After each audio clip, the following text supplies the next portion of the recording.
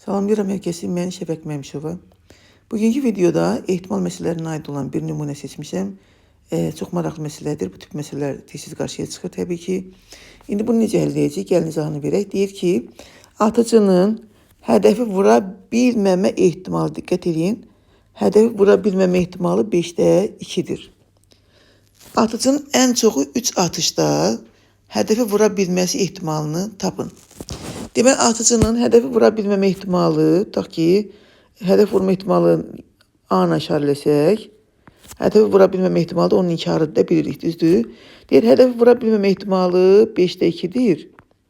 Onu təbii ki, vura bilmə ehtimalı da 5-də 3-dür. Düzdür? Deyir ki, atıcının ən çoxu 3 atışda hədəf vurma ehtimalını tapın. Yəni, atıcıya 3 dəfə atış etmə şansı verilir.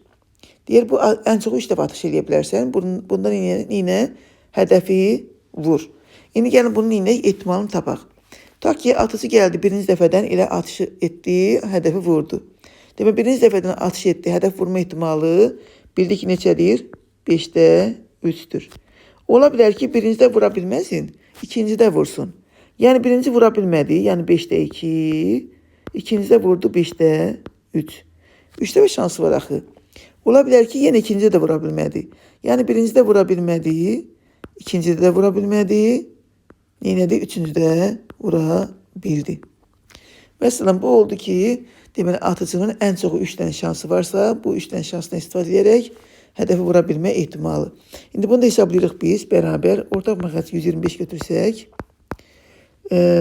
bunu 25'e vursak olacaq, 3'ü 25'e vuranda 75, üstə gələk. 6'nı 5'e vurduq 30 və bu da 12.